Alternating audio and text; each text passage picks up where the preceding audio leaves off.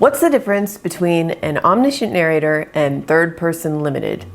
All you have to do to figure it out is ask yourself, who is the narrator? If the narrator is also the protagonist or one of the characters, if we're getting that character's thoughts and perspectives and observations, then it's third person limited. If the narrator is not one of the characters in the scene, if we're getting their thoughts and perspectives and observations on the characters, then it's an omniscient narrator. That's it. You can click off the video now. But if you're confused, keep watching. The biggest mistake I see writers make with writing from an omniscient point of view is thinking it just means the narrator has access to all of the characters' thoughts and perspectives and they can just share everything. And while that's true technically, it's not true practically. If you have a scene and you're jumping around from one character's head to the other and you're giving the reader all of the character's thoughts on what's going on, you're probably killing a lot of the tension in your scene. That's just head hopping, and I have a whole video up here about that. The omniscient narrator doesn't just relay your character's thoughts and feelings to the reader, he also comments on them. And he picks and chooses which thoughts and emotions to share with the reader and when. The omniscient narrator is a storyteller. He doesn't just hop around from one character's head to the other. He's crafting a story. It's deliberate, it's intentional, it's careful. When he lets you in on a character's thoughts, it's for a reason. Let's look at some examples, and before we get into it, I want to add that I think a lot of the confusion that people have around this, including myself, is the fact that a lot of books, especially really famous books that have an omniscient narrator, will also have scenes that are definitely third person limited. You can do this, it's okay. Some of your chapters might be omniscient and some of them might be really in the perspective of one of your characters. But it's important that you, as the author, know the difference because you are the storyteller and storytelling is a craft, and having control over perspective is a big part of that craft. When Mr. Bilbo Baggins of Bag End announced that he would shortly be celebrating his 11st birthday with a party of special magnificence, there was much talk and excitement in Hobbiton. Bilbo was very rich and very peculiar, and had been the wonder of the Shire for 60 years, ever since his remarkable disappearance and unexpected return. The riches he had brought back from his travels had now become a local legend, and it was popularly believed, whatever the old folk might say, that the hill at Bag End was full of tunnels stuffed with treasure. And if that was not enough for fame, there was also his prolonged vigor to marvel at. Time wore on, but it seemed to have little effect on Mr. Baggins. At 90, he was much the same as at 50. At 99, they began to call him well-preserved, but unchanged would have been nearer the mark. There were some that shook their heads and thought this was too much of a good thing. It seemed unfair that anyone should possess, apparently, perpetual youth, as well as, reputedly, inexhaustible wealth. It will have to be paid for, they said. It isn't natural, and trouble will come of it. That's the prologue to The Lord of the Rings, and if you've read this book, then you know that the narration does frequently move to something more limited, even though we started out omniscient. For example, we get Gimli's point of view in the chapter In the Paths of the Dead. There was no answer unless it were an utter silence more dreadful than the whispers before, and then a chill blast came in, which the torches flickered and went out, and could not be rekindled. Of the time that followed, 1 hour or many, Gimli remembered little. The others passed on, but he was ever hindmost, pursued by a groping horror that seemed always just about to seize him, and a rumor came after him like the shadow sound of many feet. He stumbled on until he was crawling like a beast on the ground, and felt that he could endure no more. He must either find an ending and escape, or run back in madness to meet the following fear. And we get a lot of Sam's point of view in the scenes in Mordor. Sam put his ragged orc cloak under his master's head and covered them both with the grey robe of Lorien. And as he did so, his thoughts went out to that fair land and to the elves, and he hoped that the cloth woven by their hands might have some virtue to keep them hidden beyond all hope in this wilderness of fear. He heard the scuffling and cries die down as the troops passed on through the Eisenmouth. But then there's also moments where the narration kind of pulls back and observes our main characters more through the perspective of an outsider. Like the scene at the Prancing Pony when Frodo uses the ring and disappears and everyone sees it, including Strider. The local hobbits stared in amazement and then sprang to their feet and shouted for Barlaman. All the company drew away from Pippin and Sam, who found themselves left alone in a corner and eyed darkly and doubtfully from a distance. It was plain that many people regarded them now as the companions of a traveling magician of unknown powers and purpose. But there was one swarthy Breelander who stood looking at them with a knowing and half-mocking expression that made them feel very uncomfortable. Presently, he slipped out of the door, followed by the squint-eyed southerner. The two had been whispering together for a good deal during the evening. There's even a short part of a scene where Frodo, Sam, Merry, and Pippin are leaving the Shire when we pop into the mind of a fox. A fox passing through the wood on business of his own stopped several minutes and sniffed. Hobbits, he thought. Well, what next? I have heard of strange doings in this land, but I have seldom heard of a hobbit sleeping out of doors under a tree. 3 of them. There's something might queer behind this. He was quite right, but he never found out more about this. When I first started trying to write a novel in 2007, a lot of the advice I read from agents and editors were basically saying that the omniscient narrator was kind of outdated. It's something that you'll see a lot in classic literature, but it's not something you maybe want to do if you're writing a contemporary novel. And I think that's really changed a lot over the last decade. I think we're seeing more of a rise in the return of the omniscient narrator. It's just that it's really hard to do it right. So for the rest of this video, I want to look at more modern examples. In a townhouse at a fashionable address on Manhattan's Upper East Side, every lamp blazes. There's a party going on, the last of the summer. Out on the terrace overlooking Manhattan's incandescent skyline, the orchestra takes a much-needed break. It's 10:30. The party has been on since 8 o'clock, and already the guests are bored. Fashionable debutantes in pastel chiffon party dresses wilt into leather club chairs like frosted petit fours melting under the July sun.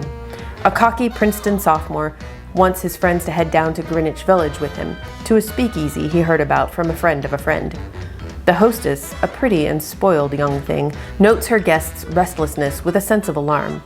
It is her 18th birthday, and if she doesn't do something to raise this party from the dead, it will be the talk for days to come that her gathering was as dull as a church social. Now, the Diviners does enter more limited third-person point of view in later chapters. A lot of the main cast will get chapters just solely from their points of view. But many scenes, including the prologue, are great examples of the omniscient narrator. We start with kind of a wide view of a whole neighborhood, and then we zoom in on this one particular address, this one particular party, and this one particular hostess. But we're not in the hostess's point of view. How do I know that? Because I really don't think that this girl would describe herself as a spoiled young thing. That's the omniscient narrator's perspective. That's his way of looking at her. She would probably describe herself a very different way to the reader if we were in her perspective. The morning one of the lost twins returned to Mallard, Lou LeBon ran to the diner to break the news, and even now, many years later, everyone remembers the shock of sweaty Lou pushing through the glass doors, chest heaving, neckline darkened with his own effort. The barely awake customers clamored around him, 10 or so, although more would lie and say that they'd been there too, if only to pretend that this once they'd witnessed something truly exciting. In that little farm town, nothing surprising ever happened, not since the Vignes twins had disappeared. But that morning in April 1968, on his way to work, Lou spotted Desiree Vignes walking along Partridge Road, carrying a small leather suitcase. She looked exactly the same as when she'd left at 16, still light, her skin the color of sand barely wet, her hipless body reminding him of a branch caught in a strong breeze. She was hurrying, her head bent, and, Lou paused here, a bit of a showman. She was holding the hand of a girl, 7 or 8, and black as tar. The narrator's voice really shines through here, and it's obvious to me that he, as the narrator, is not one of the characters in this scene. He starts by giving us his perspective on this small town, kind of slyly mentioning that several townspeople would later lie and say that they had been here to witness this moment too, just to pretend they'd been a part of something exciting. Also notice the way the narrator observed that Lou paused for dramatic effect, calling him a bit of a showman. This to me is a pretty perfect example of an omniscient narrator, a storyteller who, in just a few lines, is really helping the reader imagine this town and the people who live in it. Well, here's to Arthur, the bartender said. In the children's dressing room, Tanya was giving Kirsten a paperweight. Here, she said as she placed it into Kirsten's hands, I'm going to keep trying to reach your parents, and you just try to stop crying and look at this pretty thing. And Kirsten, teary-eyed and breathless, a few days shy of her 8th birthday, gazed at the object and thought it was the most beautiful, the most wonderful, the strangest thing anyone had ever given her. It was a lump of glass with a storm cloud trapped inside. In the lobby, the people gathered at the bar clinked their glasses together. To Arthur, they said. They drank for a few more minutes, and then they went their separate ways in the storm. Of all of them there at the bar that night, the bartender was the one who survived the longest. He died 3 weeks later on the road out of the city. Station 11 is a story about a pandemic, and it follows the before and after format, spanning 2 decades, during the pandemic and 2 decades later, kind of the aftermath. It has a really big cast, and it uses a rather distant, omniscient narrator who is crafting a story about what happened and what happens to the survivors. In the opening scene, an actor named Arthur dies during a production of King Lear. In the part of the scene that I showed, the narrator shows us some of the thoughts of Kirsten, a little girl who receives a gift, and she is going to be one of the survivors who we're going to see 2 decades later. But the narrator also tells us about the fates of the bartender and the other people at the bar, kind of giving us a hint at the horror to come. To me, this little snippet is very cinematic. When I read it, it kind of played out in my mind like a film, and this was way before the show came out, where the camera kind of pans from what's going on with Kirsten receiving this gift over to the bar and these people raising their glasses in a toast. Your Amma bakes scones? Rachel tried to imagine a traditional Chinese grandmother preparing this quintessentially English confection. Well, she doesn't exactly bake them herself, but she has the best scones in the world. You'll see, Nick said, turning around reflexively to make sure no one in the cozy little spot had overheard him. He didn't want to become persona non grata at his favorite cafe for carelessly pledging allegiance to another scone, even if it was his grandmother's. At a neighboring table, the girl huddled behind a 3-tiered stand piled high with finger sandwiches was getting increasingly excited by the conversation she was overhearing. She suspected it might be him, but now she had absolute confirmation. It was Nicholas Young. Even though she was only 15 at the time, Celine Leem never forgot the day Nicholas strolled past their table at Pulau Club and flashed that devastating grin of his at her sister Charlotte. So in this piece of this scene, we get Rachel's thoughts, we get Nick's thoughts, and we get the thoughts of a random girl who is not an important character, who is just kind of eavesdropping on their conversation. Is this head hopping? I would say no, because head hopping isn't intentional. And I know that probably sounds like a cop-out on my part, but I really do believe this whole topic of omniscient narrators and head hopping and just how to do it right is so complex and difficult to understand because so much of it really does just come down to intent. This narrator is telling a story, and at this moment in the scene wanted to show the reader that Rachel is a little preoccupied thinking about Nick's family, Nick is a little preoccupied worrying about people overhearing him, and a girl who is not an important character but is making a very important observation is realizing that this Nick is not just an ordinary guy, but he's someone that is important. Head hopping often kills the tension by letting the reader in on too much information about all of our characters.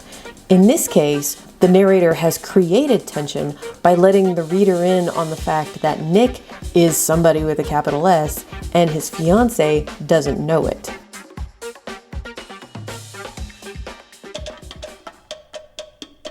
From where I sit, the story of Arthur Less is not so bad. Look at him, seated primly on the hotel lobby's plush round sofa, blue suit and white shirt, legs knee-crossed so that one polished loafer hangs free of its heel, the pose of a young man. His slim shadow is, in fact, still that of his younger self. But at nearly 50, he is like those bronze statues in public parks that, despite one lucky knee rubbed raw by schoolchildren, discolor beautifully until they match the trees. So has Arthur Less, once pink and gold with youth, faded like the sofa he sits on, tapping one finger on his knee and staring at the grandfather clock. The long patrician nose perennially burned by the sun, even in cloudy New York October. The washed-out blonde hair too long at the top, too short on the sides. Portrait of his grandfather. Those same watery blue eyes. Listen. You might hear anxiety ticking, ticking, ticking away as he stares at that clock, which unfortunately is not ticking itself. It stopped 15 years ago. Arthur Less is not aware of this. He still believes at his ripe age that escorts for literary events arrive on time, and bellboys reliably wind the lobby clocks. He wears no watch. His faith is fast. It is mere coincidence that the clock stopped at 6:30, almost exactly the hour when he is to be taken to tonight's event. The poor man does not know it, but the time is already 6:45. If you haven't read Less, I don't want to spoil it for you, so I'll be careful with how I talk about this narrator. But in my opinion, this is definitely an omniscient narrator, even though he's using first person. Notice that this narrator isn't interacting. He isn't affecting the story. And while he does spend most of the story relaying Arthur's specific feelings and thoughts to the reader, he does let us know how some other characters are thinking and feeling throughout the story as well. But aside from the fact that it's in first person, the other way you can tell that this is not in Arthur's point of view is because the narrator is telling us things that Arthur doesn't know, like the fact that the clock isn't working and the time is actually 15 minutes later than Arthur believes. If you are interested in stories with happy endings, you would be better off reading some other book. In this book, not only is there no happy ending, there is no happy beginning and very few happy things in the middle. This is because not very many happy things happened in the lives of the three Baudelaire youngsters. Violet, Klaus, and Sonny Baudelaire were intelligent children, and they were charming and resourceful and had pleasant facial features, but they were extremely unlucky, and most everything that happened to them was rife with misfortune, misery, and despair. I'm sorry to tell you this, but that is how the story goes. So what makes Lemony different from the narrator in Less? Lemony definitely uses first person as well, and he does give the reader access to the thoughts and feelings of all three of the Baudelaire orphans. But he also does eventually throughout this series take that kind of final last step into almost not really being an omniscient narrator anymore, because Lemony is, in fact, a character in this world. He has interacted with the other characters, and therefore his actions have had an effect on this story. And later, even the orphans, the main characters themselves, will discuss him. But overall, he's still definitely an omniscient narrator. I just kind of consider him on the very farthest, most extreme end of the spectrum. I really hope that was helpful. Please subscribe if you're looking for more content like this, and also don't forget to check out my writing workshops playlist, and I will see you guys next week with another video. Bye.